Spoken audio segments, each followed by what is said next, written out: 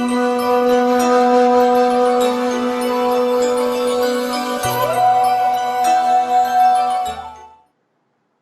हाय, नमस्कार, सत श्री अकाल, सलाम, जय श्री कृष्ण। कहानी हम सब की में मैं मनीष भयानी आप सबका प्यार भरा स्वागत करता हूं। कैसे हैं आप लोग?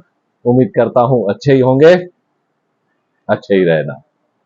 तो दोस्तों, पिछली बार हमने आपसे कहा था कि हम आपसे फिर मिलेंगे, तो आज आ गए हैं the real life hero series में कर्नल वेंकट रमन की कहानी का पार्ट 2 लेकर के। पिछली बार हमने उनसे पूछा था कि आईएमए से निकलने के बाद उनके एक्सपीरियंसेस क्या रहे, वो हमारे साथ शेयर करें। तो कर्नल वेंकट रमन ने हमसे ये कहा। तो मैं आपको एक और बहुत ही इंटरेस्टिंग किस्सा सुनाना चाहता हूँ। हाँ, आईएमए के बाद जब मैं पहली बार पलटन में गया था, अपने पलटन में 14 इंजीनियर रेजिमेंट, हाँ, मैं और मेरा एक दोस्त जो अभी रिटायर्ड कर्नल है जी, कर्नल पुरी, ओके, तो हम दोनों एज सेकंड लेफ्टिनेंट्स एक टिप शोल्डर पे we went to the regiment. हाँ, we were received very warmly. हाँ, I still remember that was, I think, हाँ, that was Allahabad station. Okay, Allahabad में थे हम।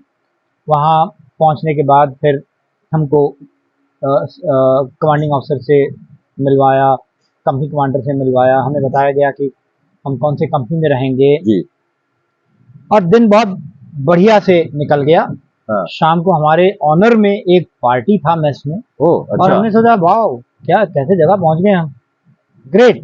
लेकिन हाँ, हमें बताया गया था पार्टी गई 2 बजे रात तक। ओहो, अच्छा, हाँ जी।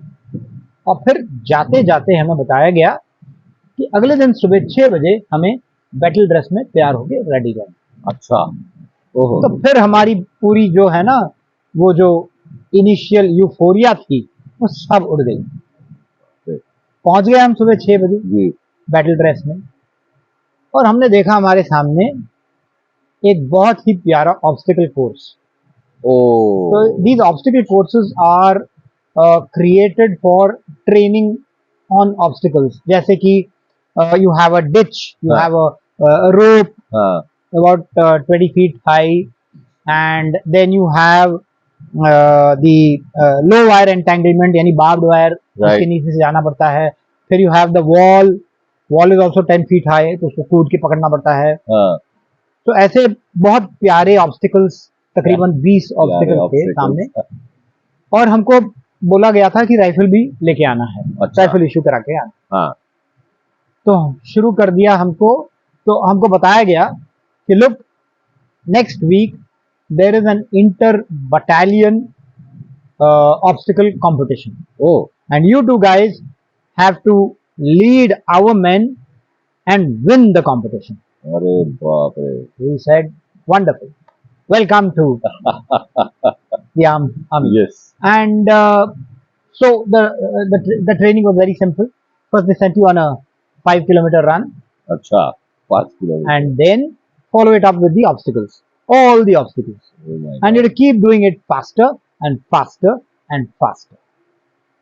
And imagine keeping your rifle here and jumping on the wall. My It's God. beautiful, the sir experience. कितना वेट होता है? नहीं, वेट को छोड़िए, हाँ, you have to keep balance it. अच्छा, हाँ, Oh. because आप कूद रहे हो ना, राइट राइट राइट राइट और उसका जो स्लिंग है, जी, oh my you have to God, experience it. oh my God, You see, so well, and then it was not just about completing an obstacle course, it was about winning. Ah, So you have to give it your best, and you have to make your men give their best. wow, We learned it the hard way, but we learned it fast, oh my and God, at the end I must say that we won also. wow, congratulations sir, Thank you. that's fantastic. So we picked up the ropes, and कुछ और बातें बताना चाहता हूँ मैं जी कि जी जी, very often people feel कि अफसर है तो अफसर को कुछ करना नहीं पड़ता है, तो बस बैठे रहता है और ऑर्डर देते रहता है। It's not so.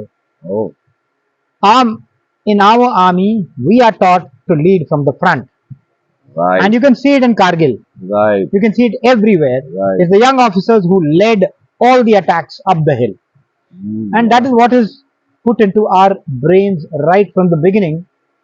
In fact, in the regiment, 6 months we had to live with our troops Oh, and do whatever they did. Because if I have to tell him to dig a trench in half an hour, right. I have to be able to dig that trench in 20 minutes. Oh, That's oh. how it is. यानी आप उनसे अच्छा करने की We have to काबिलियत be आप better में than होनी them. ही चाहिए, Absolutely. तभी आप एक्सपेक्ट कर सकते हो कि वो Absolutely. करें. Bilkul. Wow, Otherwise, how do we command their respect? Correct correct correct How correct. long do we, depend on our stars? Right. So they may tell in front of you, they may not say anything, but tomorrow behind your back they'll tell you so many things, हाँ. you won't know where to look. My god, So you have to earn their respect. Wow. I think ये बहुत बहुत बड़ी बात है. You have to earn their respect by doing Yes. What they are doing better than them. Absolutely. Wow, brilliant.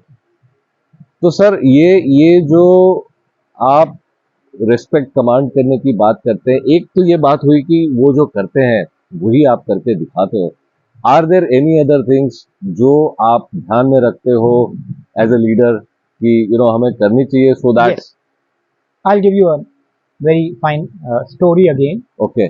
So the high point of my career, as you जी, can call it, जी. as I recall, is my getting a commendation card, oh, which I earned in Sikkim अच्छा. at a height of 15,000 feet, बाप रे. somewhere on the road to Nathula, हाँ हाँ. where we made some bunkers. Okay.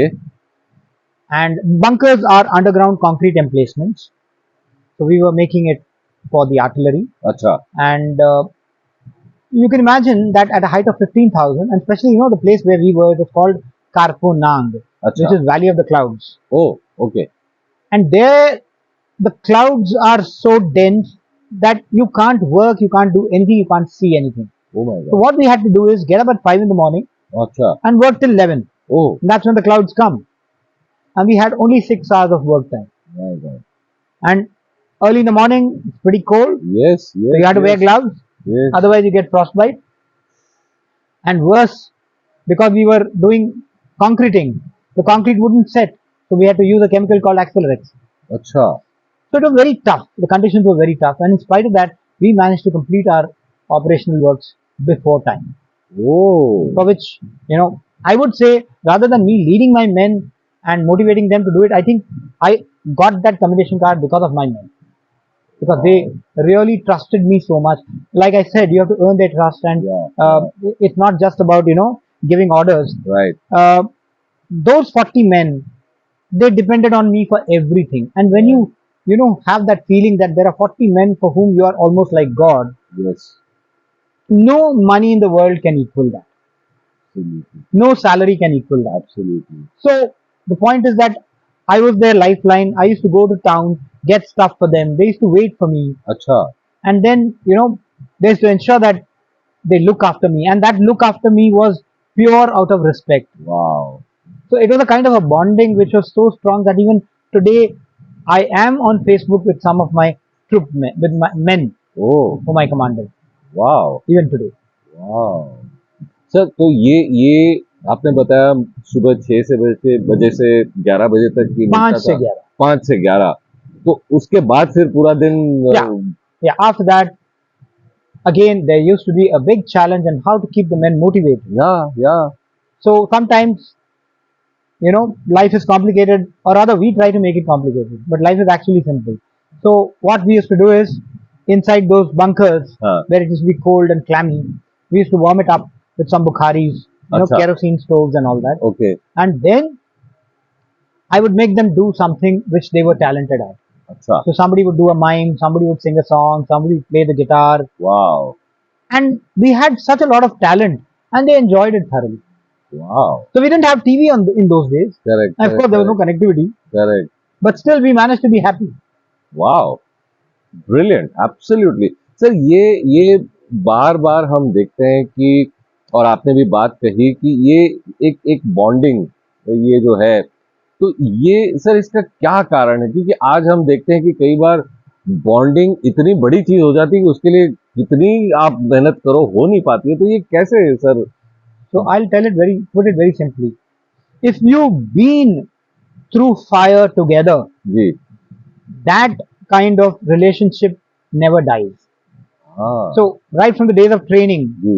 in the academy, जी, when we rolled with our course mates, the bond is so strong that even today, all 300 of us are together on WhatsApp. wow, And it's only that we've changed in physical nature. But even today, we talk as if we were 40 years ago youngsters. क्या बात, The kind of exchanges we have are just like we had in the academy. wow, And that's what is so heartwarming. And let me absolutely, tell you very frankly, today if I go to Delhi or to Bangalore, I don't have to book a cab. I don't have to book a room in a hotel. I just oh, call up my friend. Period. wow, wow, क्या बात है sir, बहुत बहुत मतलब ये बाकी तो हमें देखने बहुत कम मिलता है। Absolutely. वाह, तो सर हमने ये भी सुना है कि यू नो ऑफिसर्स की अलग अलग जगह पर पोस्टिंग्स होती है, वो एक जगह पर नहीं रहते, तो क्या आपकी भी अलग अलग जगह पर पोस्टिंग हुई थी, Oh yes. कैसा था? I was posted like I said पहले इलाहाबाद, उसके अच्छा, बाद मैं गया North Bengal. There's a हाँ, place called Gangaram Tea Estate near Bagdogra Airfield, okay, Shiliguri के पास. अच्छा, In fact, that's the base, but actually we were in Sikkim, like I said. Right, और उसके बाद मैं गया चंडी मंदिर. ओके, नहीं, चंडी मंदिर से पहले मैं नसीराबाद में था. अच्छा, Nasirabad is in Rajasthan again. Right, 3 years in Rajasthan. Right, Again, Nasirabad is the cantonment where our family stay. लेकिन हम तो पड़े हैं जैसलमेर, तनोट, ओह, रामगढ़, लौंगेवाला जैसे जगह में, राइट, बिल्कुल रेत में. ओ हो, और फिर वहां से गया मैं चंडीगढ़, चंडी मंदिर कैंट. जी, चंडी मंदिर से गया मैं Amritsar. I spent 6 years of my life in the army in Punjab. Oh, and again Amritsar बोलने के लिए कैंट में रहते थे, लेकिन most of the time we were very close to the Ravi river, the अच्छा, border. The border, And after that, I came to Madras because I had done my postgraduate equivalent degree in engineering, अच्छा, and because of that, I was posted as a designer in the military engineer services. Okay, Then I was posted from there. From Madras, I spent 3 years. I did my I took my study leave 2 years, okay, okay, and then I went to Udhampur, Jammu and uh, Kashmir. That was one of the best times of my life, I would say, because there I was staying. वहां से माता का दर्शन होता था क्या 6th बात है, floor से. शाम को लाइट आती थी. I could see literally Vaishno Devi from my वाह, home. वाह, And then I came back to Mumbai for my last posting. That's how it is. I had a alright, beautiful, I would say, India darshan. क्या बात है। तो sir ये जो आपके अलग अलग पोस्टिंग्स हुई, कोई ऐसे किस्से जो आपको लगता है कि आप शेयर कर सकते हैं और जिससे हम कुछ सीख सके, तो ऐसे कोई किस्से अगर आप सुना सके? Certainly. तो हाँ जरूर, एक आध अच्छे किस्से हैं जो मैं बता सकता हूँ आपको. बहुत बढ़िया पहला ये जो मैं कभी भूल नहीं पाऊंगा, जी, my first long range patrol, okay, LRP, Oh. lovely word in the armed forces, but it is something that one cannot forget, although one wants to easily. Okay, क्या होता है ये? So a patrol is what we conduct on the border areas. Okay, So normally when you think of a patrol, it's a team of soldiers हाँ, who are walking along the boundary, हाँ, international boundary or the line of control or whatever you have it, right, and seeing that there is no enemy or there is no untoward movement. अच्छा, It's a regular feature हाँ, and it keeps happening. अच्छा, So we divide the theater into different parts, and then each one has his own area of responsibility, and they Right. patrol in those areas. Right, So I was fortunate enough to go for one such patrol with an infantry unit. अच्छा, That was my first and only connect with the infantry, close connect. Okay, Of course, later on, we had infantry units whom we were, who were part of our formations, right, either right, brigades or the division. But Right. otherwise, what I'm saying is, when I was a part of their unit for a few days, हाँ, so when I was in Sikkim, I was sent on a long range patrol. Now, a long range patrol is slightly different जी, in that because the Chinese border is very, very long. So this patrol is not for a few hours, but it's for a few days. Oh, So you take your rations, you take your mules, Okay. and there's about 10 people, and we move for almost a week. Oh. Yes. So, but we are walking along the ridge line Right. Right. uh, on the Indo-Chinese border. So Oh. we are walking right on top of the mountain at a very almost at a height of about 13,000 to 14,000 feet, My God. where of course there is a oxygen depletion, Huh. but nevertheless these men are so fit, and I was again fortunate, inverted commas, to do it with a unit called 7 Paras. Okay. Now, parachute regiment are the toughest troops in the world. Oh. I won't hesitate to say that. Oh. Not just our country, but the world. Wow. Their fitness is second to none. Wow. And they were all guys almost 7 feet tall. And here I was 5 foot nothing. And every step of mine was half their step. So when they were walking, I had to run Oh. to keep pace. My God. And well, couple of things which I still remember: crossing streams. Huh. You see, the streams in the mountains are running with water which is at maybe 0 degrees or below zero, Right. and they're running at a speed, very fast currents. Oh. So you get into that water, you can't even find your body. My God. It's like that. My God. I'm sure, because it's gone 2 kilometers in 2 seconds. Oh. So we had to cross these streams on logs My place. God. Oh That's my when I God. learned how to work in a circus. Ah. आप sir उसको इतना आसान करके हमें बता रहे हो, लेकिन I know how it felt. Oh my God. Oh my God. So, and then there's another very interesting thing. Chalte chalte chai. अच्छा. You know, we're not supposed to waste time, हाँ. but we must have a cup of chai. Correct. So you know what they do? हाँ. They literally make chai while on the move. चलते चलते. How do we do it? Can you imagine? Hmm? One bamboo held by 2 men. हाँ. There's a stove burning in between, Oh. and propelled by ropes. Oh. Ingenuity. वहाँ चाय बनती जा रही है और फिर उसी से सर्व होके चलते चलते ही चाय. Yes, sir.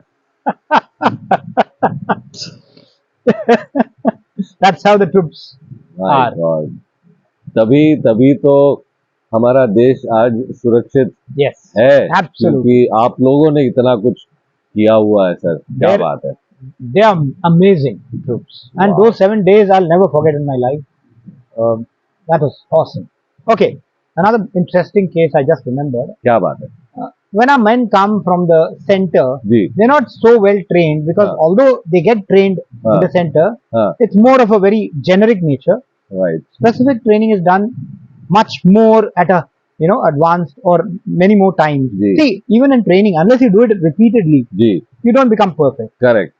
So when they come to the regiment, then they start doing it more often. Right.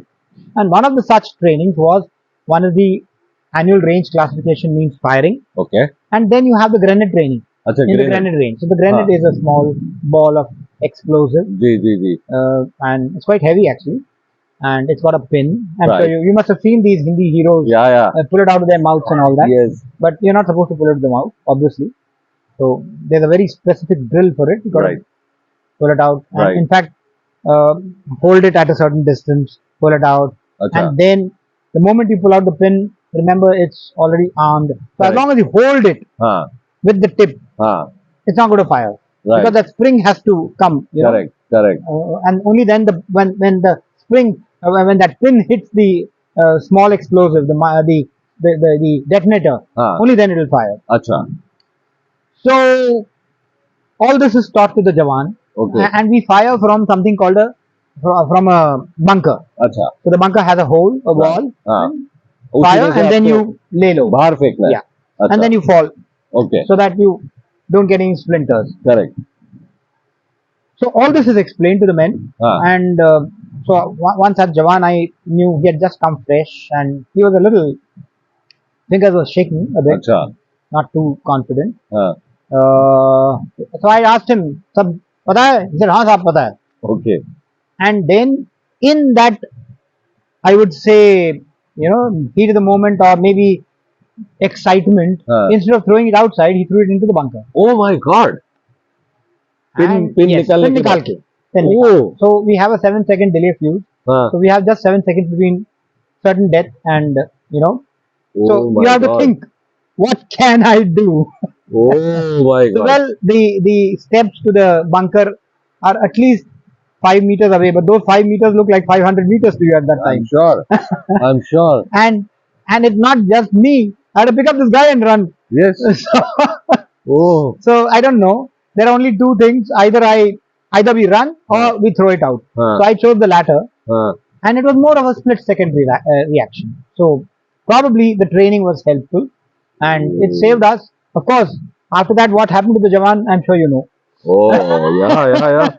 लेकिन सर क्या अगर हम ये कहें कि मतलब ये मौत थी सामने. Yes. हाँ. Yes. अगर 1 सेकंड का भी डिसीजन करने में डिले हो, Absolutely. तो मौत के सिवा कुछ नहीं था. So you come across several such situations where you have to take split second decisions, and that's what the training does to you. So I'll give you another example again in the sappers. My students also, right now I'm in the avatar of a teacher in management institute. My students keep asking me, sir, आपने कितने दुश्मनों को मारा है, आपने कितने पाकिस्तानियों को देखा है, वगैरह वगैरह. So I just tell them, look, every day is a battle for us.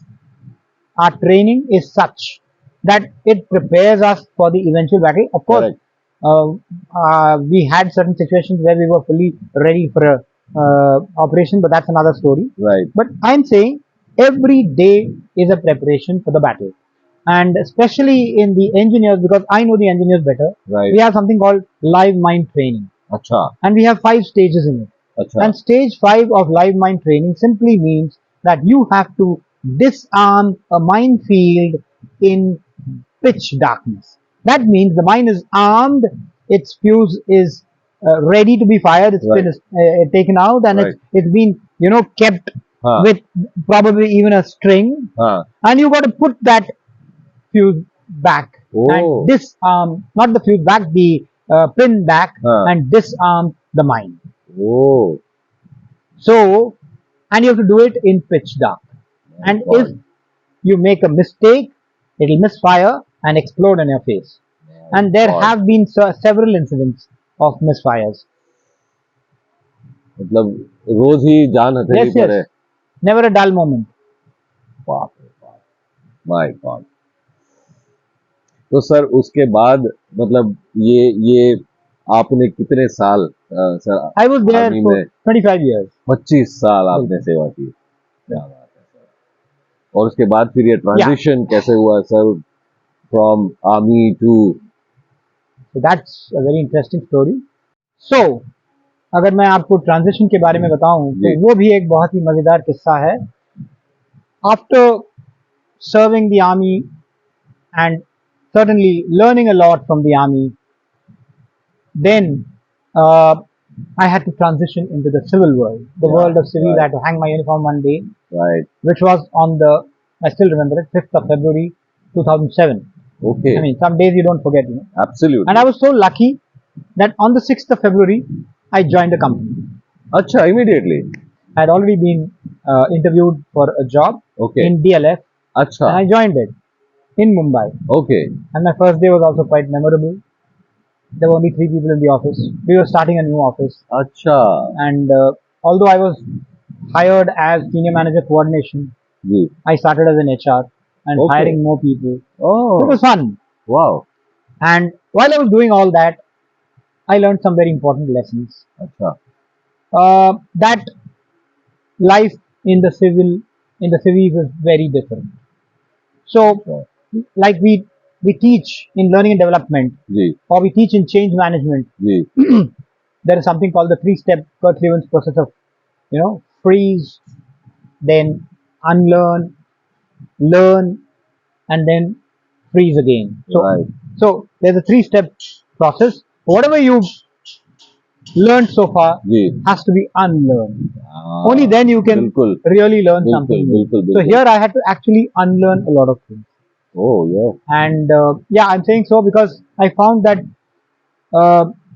मैं अगर हिंदी में बताऊं तो इट विल बी बेटर कि यहाँ पर 2 और 2 4 नहीं होता है। All my life I learn that. हाँ, यहाँ पे पता चला कि 2 और 2 5 भी हो सकते हैं। See? बहुत बड़ा डिफरेंस है ये सर, Absolutely. बहुत बड़ा डिफरेंस है। So it took me some time to learn the jokes and to change my style. I'll give you another example. Ji Frankly, this was one of the main reasons why I left the industry also, because I found that it was a culture shock for me. हाँ, There was a major shift in value systems, and although I don't say that we are absolutely pure, but certainly our lifestyle is different. We don't have that chalta hai attitude हाँ हाँ, in the army. ये तो यहाँ पर तो sir बात बात में चलता है, ये आ जाता है। That's the major difference. And then as a teacher also ji in the B school, ji I still remember the first day or the first few days. Ji I used to bolt the door of my classroom at 9:01 because I wouldn't allow any students after that. मतलब 9 बजे जो class आपकी शुरू The class होती है, starts at 9. जी 9:01, I bolt the door. No Oh. students allowed, and they can go home. When I did this for a couple of days, the director came running to me and said, "Sir, what are you doing? My God, My students will all run away." Oh But then I learned that yes, अभी थोड़ा नरम बनना पड़ेगा.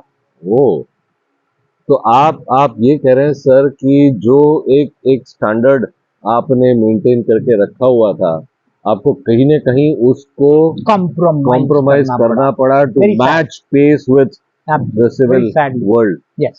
That's oh oh oh, my God.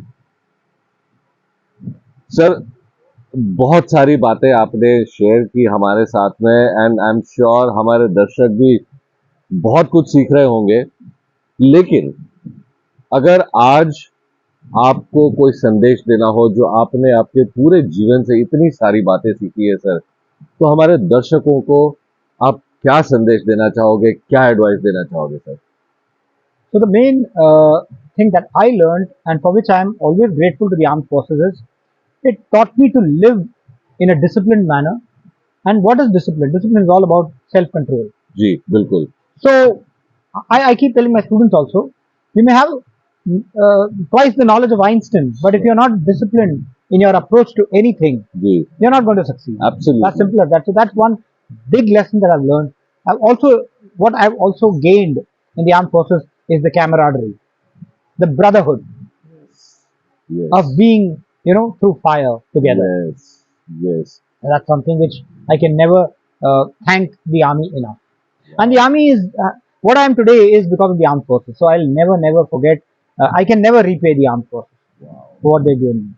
Absolutely absolutely sir, हम तो मतलब पता नहीं किस तरह से जो हमारे जवान हैं, जो हमारे ऑफिसर्स हैं, जो हम सबकी रक्षा कर रहे हैं, कैसे उनको धन्यवाद करें ये तो नहीं पता। बट मुझे ऐसा लगता है कि जो बातें आपने बताई है, डिसिप्लिन की बात, कैमरेडरी की बात, डिसीजन मेकिंग की बात, ये सारी बातें अगर हम अपने अंदर लेके आए तो मेरे ख्याल से कुछ एक छोटा सा परसेंट तो देश की सेवा हम इस Absolutely. तरह से भी कर सकते I हैं। wish our young men, we have the NCC, but I wish we had, some time where the men would really undergo some kind of training.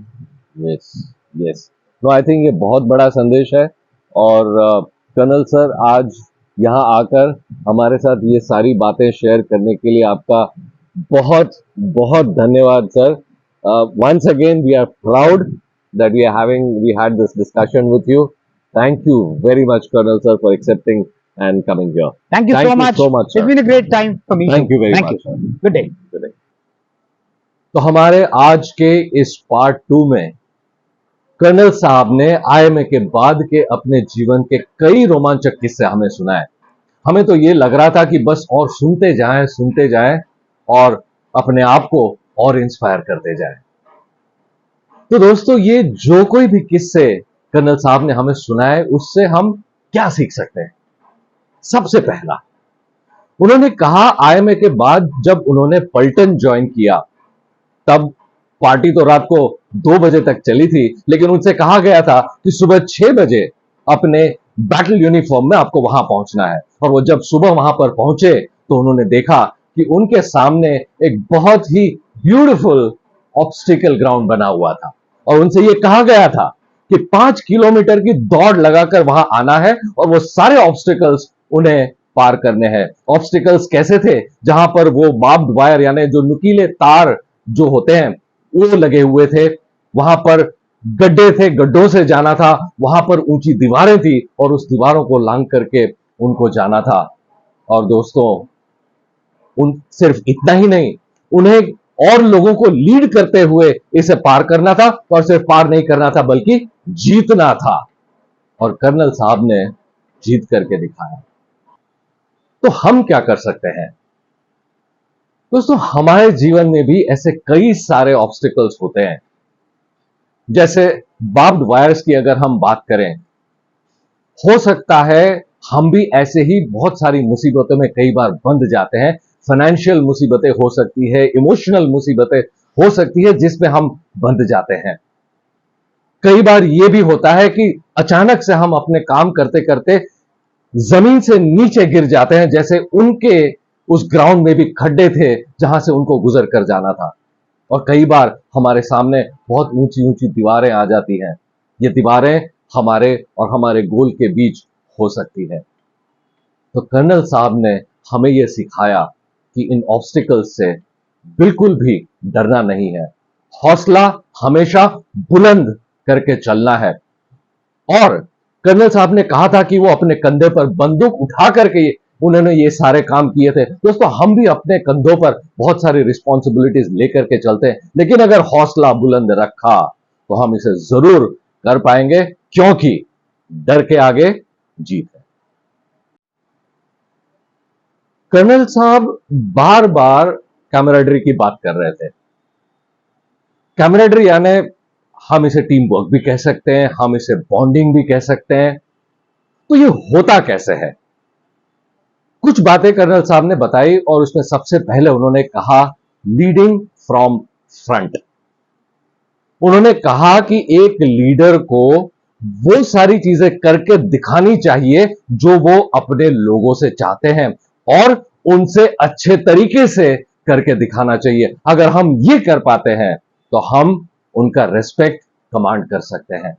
उन्होंने ये भी कहा था कि आप चाहे कितनी सैलरी दे दो, सिर्फ सैलरी से आप किसी का रेस्पेक्ट या किसी का ट्रस्ट कभी भी नहीं पा सकते।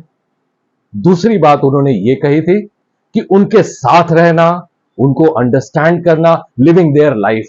और आर्मी में जो ऑफिसर होते हैं वो ट्रूप के साथ रहते हैं। ऐसा क्यों? ताकि वो समझ सके उन्हें और उनकी सारी मुश्किलों को भी समझ सके। तीसरी बात दोस्तों, मुश्किलें तो बहुत आती है, लेकिन उन मुश्किलों के दरमियान भी आप कैसे एक अच्छे मोमेंट्स उनके साथ शेयर कर सकते हो। जैसे कर्नल साहब ने कहा कि उनके जो ट्रूप में लोग थे, किसी को गाना बजाना अच्छा लगता था तो कोई गाता था, कोई गिटार बजाता था, कोई मिमिक्री करता था, और इस तरह से लाइट मोमेंट्स उनके साथ शेयर करके वो एक जो बॉन्ड बन गया।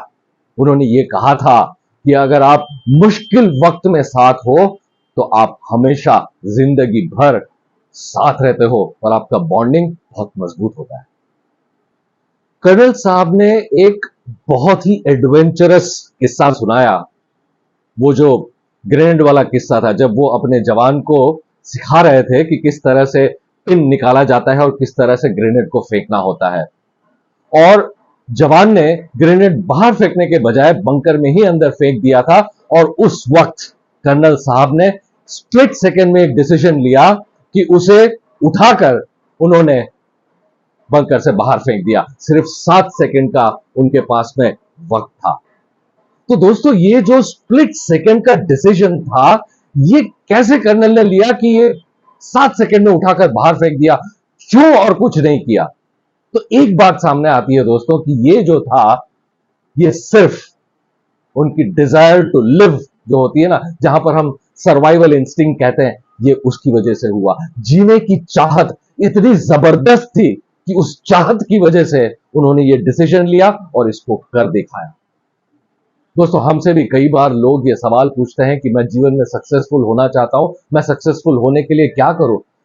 तो यही बात सामने आती है कि जिस तरह से कर्नल साहब का जो इंस्टिंक्ट था या जो चाहत थी, वैसी ही अगर हम में वो चाहत हो, बड़ी जबरदस्त चाहत कि मुझे सक्सेसफुल होना है, तो हम अपने आप वो सारे डिसीजन लेंगे जिससे हम सक्सेसफुल बन सकते हैं। लेकिन दोस्तों, डिसीजन लेना बहुत जरूरी है। आप सोचिए, अगर कर्नल साहब वहां खड़े होकर सोचते मैं पीछे के स्टेयरकेस से भागूं या मैं इसको उठाऊं, अगर ये करने लगते तो आप लोग जानते हैं क्या हो सकता था। हमारी भी लाइफ में हमें ये ध्यान रखना है कि हमारा वो एनालिसिस पैरालिसिस ना हो जाए। जहां जरूरत है वहां जरूर करें, लेकिन सिर्फ अगर सोचते रहेंगे तो सक्सेस हमसे 4 कदम हमेशा आगे रहेगी। क्योंकि सोच जब जरूरत से ज्यादा गहरी हो जाती है तो हौसला कमजोर पड़ जाता है। और आखिरी बात दोस्तों, एक बात जो कर्नल साहब ने कही वो मेरे दिल को बहुत छू। कर्नल साहब ने कहा कि जब आर्मी से रिटायर होकर वो कॉर्पोरेट वर्ल्ड में आए तो उनको अपने अंदर कई सारे बदलाव लाने पड़े। और जब हमने उनसे पूछा किस तरह के बदलाव लाने पड़े, तो उन्होंने कहा कि वो जो उनका एक स्टैंडर्ड था, जो एक डिसिप्लिन था, वो सारी चीजों में उन्हें कॉम्प्रोमाइज करना पड़ा और अपने उस स्टैंडर्ड्स को नीचे लाना पड़ा। क्योंकि यहां पर लोग कहते हैं सब चलता है, और जब उन्होंने वो नहीं किया था तो उनसे कहा भी गया था कि अगर आप ऐसे करोगे तो हमारा तो बिजनेस ही नहीं चलेगा। दोस्तों, ऐसा क्यों कि हमारे जो फौजी भाई है वो जब आर्मी से या किसी और आर्म फोर्सेस से निकलकर इस जीवन में आते हैं तो उन्हें अपने स्टैंडर्ड को लो करना पड़े? क्या हम अपने स्टैंडर्ड्स को ऊपर नहीं ले जा सकते?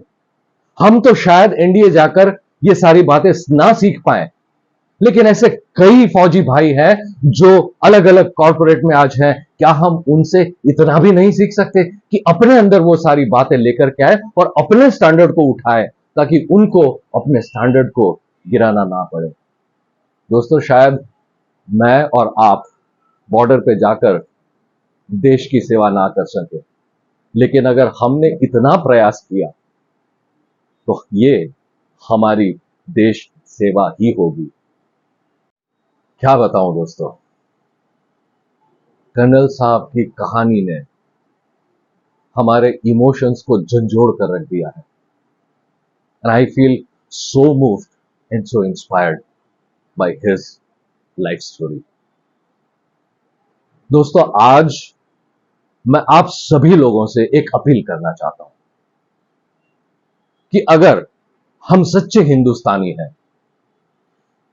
तो नीचे जो कमेंट सेक्शन है उस कमेंट सेक्शन में ये जरूर लिखेंगे कि हम इस देश की सेवा कैसे कर सकते हैं।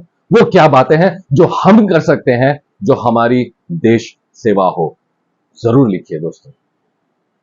कर्नल साहब, आज आपसे बात करके और एक फौजी की जीवन कहानी सुनकर हमारा तो जिंदगी को देखने का नजरिया ही बदल गया। आपसे बहुत ज्यादा इंस्पायर हुए हैं और आपने जो हमारे अंदर भाव पैदा किए हैं उसी भाव को आपके साथ हम शेयर करना चाहते हैं।